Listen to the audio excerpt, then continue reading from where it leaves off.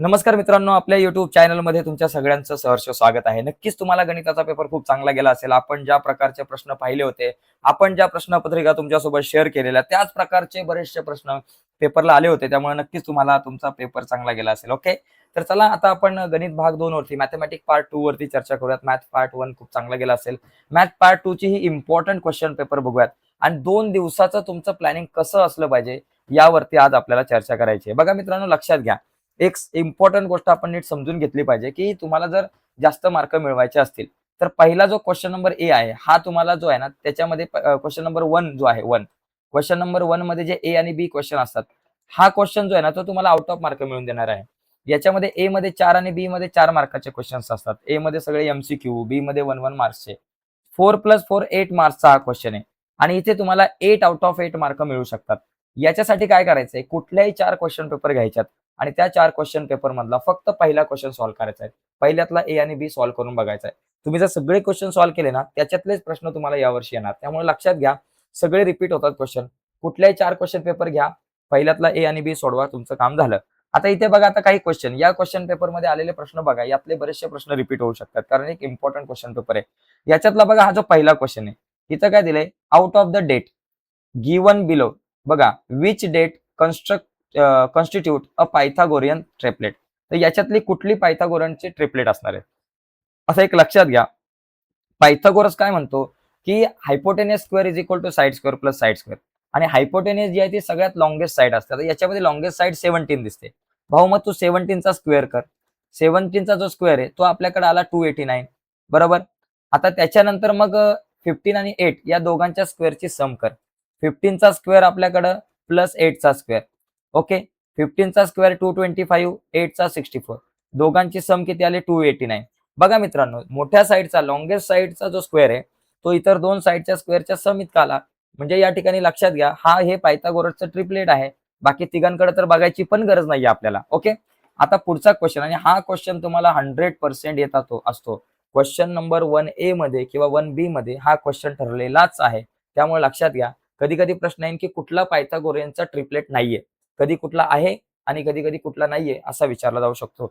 Second नंबरचा जर का तुम्ही क्वेश्चन बघितला, तर sine theta into cosec theta is equal to काय असतं बघा. साइन थिटाचा फॉर्म्युला आहे 1 upon cosec theta. Cosec divide इकडे आला multiply, so therefore sine theta into cosec theta is equal to 1. किती इझी आन्सर आहे मित्रांनो, एकदम सोपा आहे. माझ्याकडे 1 क्वेश्चन आहे, A1 आन्सर करेक्ट आहे. तुम्हाला मित्रांनो एक मी सांगतो, एक टिप देतो. ट्रिग्नोमेट्रीची सगळी सूत्र पाठ करून ठेवा, कारण तुम्हाला प्रश्न येऊ शकतो, असाही येऊ शकतो, cos theta into sec theta किती, 1च येणार. त्याचबरोबर tan theta into cot theta किती, 1च येणार. ओके. त्याचबरोबर बाबा असा येईल, sec square theta is equal to 1 plus box येईल बाबा, 1 प्लस काय, टॅन स्क्वेअर थिटा. किंवा cosec square theta is equal to काय येईल, 1 प्लस बॉक्स येईल कॉट स्क्वेअर थिटा. किंवा sine square theta plus cos square theta is equal to काय येईल बाबा, 1 येईल. असे प्रश्न विचारले जातात. त्याच्यामुळे या प्रश्नांची तयारी ठेवा, सगळे फॉर्म्युले नीट समजून घ्या. आता बघा, थर्ड नंबरचा जो क्वेश्चन आहे, या थर्ड नंबरच्या क्वेश्चन मध्ये मला काय दिले, की स्लोप या ठिकाणी काढायचा आहे. कोणाचा स्लोप करायचा आहे, की या ठिकाणी मला प्रश्न दिलेला आहे की स्लोप ऑफ एक्स ऍक्सिस. आता एक्स ऍक्सिसचा जो इन्क्लिनेशन आहे थिटा, तो 0 असतो, बरोबर. त्याच्यामुळे याचा जो स्लोप मला काढायचा झाला, थिटा दिलाय आणि मला जर स्लोप काढायचा आहे, तर स्लोप काढायचा फॉर्म्युला माझ्याकडे असतो टॅन थिटा. आता टॅन इंटू थिटाची व्हॅल्यू आहे 0. टॅन 0 ची व्हॅल्यू काय असते, 0 असते. तर माझ्याकडे इथं स्लोप काय झाला, सी ऑप्शन जो करेक्ट आहे. अशा पद्धतीने मित्रांनो आपण हा प्रश्न सॉल्व्ह करू शकतो, एकदम सिंपल आहे. याच्यानंतर हा जो फोर्थ नंबरचा क्वेश्चन आहे, त्याच्यात काय दिलंय, a circle having radius 3 centimetre, then the length of its largest side chord, largest chord. मित्रांनो, largest chord of the circle is diameter, आणि diameter is equal to 2 into radius. भाऊ 2 इंटू रेडियस 3 आहे, 2 3 जा 6 centimetre. झाला, संपला विषय. C option correct आहे. एकदम सिंपल क्वेश्चन मित्रांनो विचारले जातात. आता इथून पुढे तुम्हाला मी फक्त इम्पॉर्टंट क्वेश्चन जे आहेत ते सगळे सांगणार आहे. मी आता यानंतर पुढे मी काही क्वेश्चन सॉल्व्ह करेल आणि काही क्वेश्चन तुम्हाला सॉल्व्ह करावे लागतील. परंतु या क्वेश्चन पेपरवरती मी उद्या डिटेलमध्ये लाईव्ह येऊन चर्चा करणार आहे. त्याच्यामुळे लाईव्ह लेक्चर व्यवस्थित बघा उद्या. त्यासाठी चॅनल सबस्क्राईब करून ठेवा. आता हा जो क्वेश्चन आहे, 2 ट्रायंगल सिमिलर आहे आणि त्यांच्या एरियांचा रेशो विचारलाय आणि 2 साईडचा हा रेशो दिलाय, साईडचा रेशो दिलाय. बघा मित्रांनो, 2 ट्रायंगल जर का सिमिलर असेल, तर त्यांच्या एरियांचा रेशो काय असतो, side square plus side square. आता side square plus side square म्हणजे एबीचा स्क्वेअर, एबीसी ची साइड आहे एबी स्क्वेअर, आणि PQR ची साईड आहे PQ स्क्वेअर. दोन ट्रायंगल जर का सिमिलर असतील तर लक्षात ठेवा त्यांच्या एरियांचा ratio side square upon side square येतो. आता AB काय बाबा 2 आहे, 2 चा स्क्वेअर. PQ काय बाबा 3 आहे, 3 चा स्क्वेअर. 2 चा स्क्वेअर 4, 3 चा स्क्वेअर 9. संपला विषय. एकदम सिंपल आहे. ओके, हा प्रश्न 1 मार्काला आहे. ही जी कन्सेप्ट आहे ना मित्रांनो, या कन्सेप्टवरती तुम्हाला 100% प्रश्न कुठे ना कुठे विचारला जातो. कधी 1 मार्काला, कधी 2 मार्काला, कधी 3 मार्काला. मागच्या वर्षी तर या कन्सेप्टवर आधारित 4 मार्काला प्रश्न विचारला गेला होता. ओके, पुढचा बघा. 2 सर्कल ऑफ रेडियस 5 सेंटीमीटर आणि 3 सेंटीमीटर. दोन सर्कलच्या रेडियस 5 आणि 3 सेंटीमीटर आहे आणि टच इच अदर एक्सटर्नली. दोघे जण एकमेकांना एक्सटर्नली म्हणजे बाहेरून टच करतात. तर डिस्टन्स बिटवीन देअर सेंटर काय असणार? R1 plus R2. बघा 5 प्लस 3 इज इक्वल टू 8. लक्षात ठेवायचं, दोन सर्कल जर एक्सटर्नली टचिंग असेल तर distance between their centre is equal to sum of their radius. R1 plus R2 करायचा विषय संपला. आणि एक्सटर्नलीच्या ऐवजी इंटरनली असतं तर R1 minus R2 difference between their radius काढला असता आपण, तर मला तो 2 आला असता. बघा पुढचा तिसरा प्रश्न आहे. Find the side of square whose diagonal is 10√2. मित्रांनो हा एक प्रश्न ठरलेला असतो. मला जर साइड काढायची आहे तर फॉर्म्युला काय असतो? 1/√2 इंटू डायगोनल. बघा 1/√2 इंटू डायगोनल किती? 10√2 आहे. 10√2 गेले, काय राहिलं बाबा? 10 आन्सर आलं. संपला विषय. एकदम सिंपल क्वेश्चन. कधी कधी थोडासा उलटा प्रश्न येऊ शकतो. उलटा म्हणजे कसा? तुम्हाला साइड दिली जाईल आणि डायगोनल काढा असा प्रश्न विचारला जाऊ शकतो. ठीक आहे, त्याच्यानंतर आपल्याला काय बाबा 4th नंबरचा क्वेश्चन आहे. Angle made by the line with the positive direction of x axis is 45. म्हणजे भावड्या तुला थिटा इज इक्वल टू 45 दिलाय आणि स्लोप काढायचा आहे. आता थिटा दिलाय, स्लोप काढायचा आहे, म्हणजे फॉर्म्युला काय? Slope is equal to tan theta. आता टॅन थिटाची व्हॅल्यू काय बाबा? 45 आणि टॅन 45 ची व्हॅल्यू असते 1. म्हणजे इथं तुझा स्लोप किती आला? 1 आला. तर एकदम सिंपल क्वेश्चन आहे मित्रांनो, काय जास्त टेन्शन घ्यायचं नाही. ओके, तर पहिला क्वेश्चन जो आहे तो सिंपल असतो.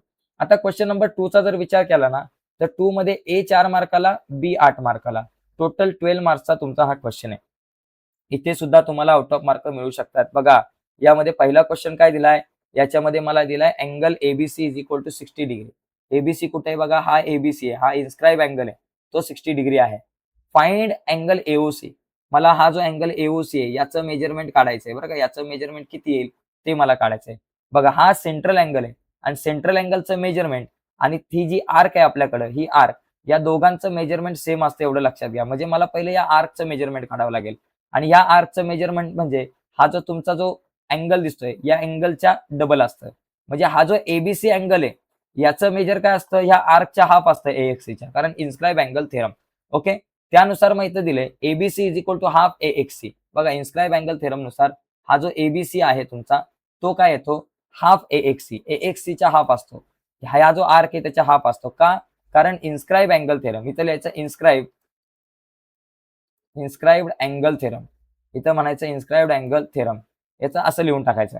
आता ABCचं मेजर 60 दिलेलं आहे, is equal to 1/2 AXC. 2 divide इकडे आला मल्टिप्लाय. 62 जा 120 आलं, म्हणजे AXCचं मेजर 120. आता हा जो AXC 120 आहे तर हा अँगल सुद्धा 120 असणार, कारण हा अँगल आणि AXC दोघं जण कॉन्ग्रुएंट असतात. आर्क AXC येईल कॉन्ग्रुएंट, कारण काय बाबा? सेंट्रल अँगल आहे बरोबर. आणि AXCचं मेजर माझ्याकडे किती? 120 डिग्री आहे, म्हणून या अँगलचं पण मेजर 120. तर असा हा प्रश्न असतो. सोपा असतो मित्रांनो, एकदम सिंपल आहे. पुढचा प्रश्न बघा इथं काय दिलाय? Find sine square theta plus cos square theta. आता या ठिकाणी काय बघा, एकदम सिंपल आहे. AB square plus BC square काय बाबा? बघा पायथागोरसच्या थेरम नुसार AB square plus BC square is equal to ह्या ACचा स्क्वेअर असणार आहे, हायपोटेनियसचा स्क्वेअर असणार आहे. एवढंच लिहायचं मित्रांनो, बाकी हे मी रफ करतो बिनकामाचा विषय. AB square plus BC square is equal to ACचा स्क्वेअर. इथं आलं AC स्क्वेअर. आता यांनी काय केलं? सगळ्यांना AC ने डिवाइड केलं. AB square upon AC square, BC square upon AC square आणि AC square upon AC square. पुढे काय झालं बाबा? AB upon AC whole square, BC upon AC whole square आणि AC गेला 1 राहिला. आता AB अपॉन AC काय असतं बघा? AB काय? थिटाच्या अपोजिट साइड आणि AC काय? हायपोटेनियस. मग अपोजिट साइड अपॉन हायपोटेनियस कोणाचा फॉर्म्युला असतो? साइन थिटाचा. म्हणजे मला या ठिकाणी AB अपॉन AC म्हणजे काय येईल? Sine theta. आणि BC upon AC, BC adjusting side आहे आणि AC जर बघितले हायपोटेनियस आहे. मग ऍडजस्टिंग साइड अपॉन हायपोटेनियस कोणाचा फॉर्म्युला असतो? कॉस थिटाचा. म्हणजे बाळा इथं काय येणार आहे तुझ्याकडे? कॉस थिटा येणार आहे बरोबर. मग इथं sign square theta plus cos square theta. बघा AB अपॉन AC म्हणजे साइन आहे म्हणून sign square theta, BC upon AC cos आहे म्हणून कॉस स्क्वेअर थिटा आणि हा 1 इथं लिहून टाकायचा. झालं मित्रांनो, असा हा प्रश्न आहे. याच पद्धतीने तुम्ही बाकीचे प्रश्न सॉल्व्ह करू शकता. एकदम सिंपल आहे. हा प्रश्न बघा. हा एक प्रश्न तुम्हाला 2 मार्काला विचारला गेला होता. आता मी तुम्हाला काय सांगतो, इथे 2 मार्काच्या प्रश्नामध्ये काही प्रश्न विचारलेत ते आपण फक्त जस्ट बघूयात. बघा हा जो प्रश्न आहे एकदम सोपा आहे. याच्यामध्ये तुम्हाला एरिया ऑफ सेक्टर काढायचा आहे. मेन्सुरेशन मधला आहे. इथं फक्त तुम्हाला कुठला फॉर्म्युला वापरावा लागेल? Length of arc into radius upon 2 चा फॉर्म्युला वापरावा लागणार आहे. इथे तुम्हाला पायथागोरसच्या थेरमनुसार हायपोटेनियस काढायचा आहे. एकदम सिंपल क्वेश्चन आहे. इथे बघा हा एक क्वेश्चन सर्कल मधला आहे मित्रांनो. हे प्रश्न बघून घ्या. इम्पॉर्टंट आहे. यावर आपण उद्या चर्चा करणार आहोत मित्रांनो. इथं स्लोप काढायचा आहे. इथं स्लोप काढायचा फॉर्म्युला कुठला? y2 y1 upon x2 x1 formula वापरा. कारण 2 पॉइंट दिलेले आहेत. त्यानंतर इथं मला find the area of spare. एरियाच्या स्पेअरच्या एरियाचा फॉर्म्युला असतो 4 पाय r स्क्वेअर. हा फॉर्म्युला वापरून तुम्हाला या ठिकाणी इथं एरिया काढायचा आहे. ओके. 3 मार्क साठी मी तुम्हाला सांगतो काय करा. 3 मार्कच्या क्वेश्चन साठी एक काम करायचं. सगळ्यात पहिली गोष्ट सगळे थेरम करायचं. थेरम एक आरामात 100% येतो. त्याच्यानंतर कन्स्ट्रक्शन करा. कन्स्ट्रक्शन वरचा प्रश्न आरामात येतो. त्याच्यानंतर अपोलोनियसचा सिद्धांत. अपोलोनियसचा जो थेरम आहे त्याच्यावर आधारित क्वेश्चन म्हणजे प्रॅक्टिस सेट नंबर 2.2 मध्ये जे क्वेश्चन आहेत मीडियन दिले असते त्या प्रकारचा क्वेश्चन इथे 100% विचारला जातो. त्याचबरोबर मित्रांनो तुम्हाला एक प्रश्न जो आहे तो तुमचा ट्रिगोनोमेट्रीचा एखादा वर्ड प्रॉब्लेम येईल आणि मेन्सुरेशनचा वर्ड प्रॉब्लेम येईल मित्रांनो, हे लक्षात घ्या. आणि कोऑर्डिनेट जॉमेट्री मधला दिलेले पॉइंट को लिनियर आहेत की नाही ते ठरवा. अशा प्रकारचा प्रश्न येतो. तर हे काही प्रश्न आहेत ना मित्रांनो ते कंपल्सरी तुम्हाला येत राहतात. त्याच्यामुळे या प्रश्नांकडे जरा लक्ष द्या. बघा या ठिकाणी इथं जर बघितला तर बघा इथे पहिला आला कोलिनियर आहेत की नाही पॉइंट हा येतो. एक कन्स्ट्रक्शन आलं. हा मीडियनचा फॉर्म्युला म्हणजे तुमचा इथे तुमचा जो अपोलोनियसच्या थेरमचा फॉर्म्युला आला. इथं तुमचा प्रूफ दॅट आलं. ओके. आता 4 मार्कच्या क्वेश्चन साठी काय करायचं? 4 मार्कला जर तुम्ही बघितलं तर तुम्हाला एक प्रूफ दॅट येऊ शकतो. बरोबर, बऱ्याचदा प्रूफ दॅट येतो. दुसरा जो क्वेश्चन आहे एखादा कन्स्ट्रक्शन येऊ शकतं. तिसरा जो क्वेश्चन येतो तुमचा ट्रिग्नोमेट्री जो आहे ट्रिग्नोमेट्री मधला वर्ड प्रॉब्लेम आणि मेन्सुरेशन मधला तुम्हाला वर्ड प्रॉब्लेम येऊ शकतो. तर हे जे 4-5 काही प्रश्न आहेत जसं की प्रूफ दॅटची तयारी करा, कन्स्ट्रक्शनची तयारी करा, ट्रिग्नोमेट्रीचा वर्ड प्रॉब्लेम करा आणि मेन्सुरेशन मधले वर्ड प्रॉब्लेम करा. तर तुम्हाला इथे मार्क मिळू शकतात. ओके. तर 4 मार्काच्या प्रश्नांसाठी ही तयारी करायची आहे. आणि पुढचा जो क्वेश्चन आहे 5 नंबरचा त्याच्यामध्ये तुम्हाला हे 2 प्रश्न दिले जातात. 2 पैकी 1 प्रश्न सॉल्व्ह करायचा आहे. हा शक्यतो बाहेरचा प्रश्न असतो. पण ज्या विद्यार्थ्यांचे कन्सेप्ट चांगले असतील, क्लिअर असतील, तो आरामात या प्रश्नाची उत्तरं लिहू शकतो. सोपे प्रश्न असतात. ठीक आहे. तर अशा प्रकारे हा क्वेश्चन पेपर मित्रांनो आपण बघितलेला आहे. आता जर तुम्हाला आणखी या क्वेश्चन पेपरचा आन्सर हवा असेल यावरती आपण डिटेलमध्ये उद्या चर्चा करणार आहोत. तर उद्याची व्हिडिओ तुमच्यापर्यंत पोहोचावी असं वाटत असेल, अजूनपर्यंत चॅनल सबस्क्राईब नसेल केला मित्रांनो आत्ताच आपला चॅनल सबस्क्राईब करून त्या बाजूला असलेलं बेलचं बटन दाबायला विसरू नका. धन्यवाद मित्रांनो. बाय सर्वांना.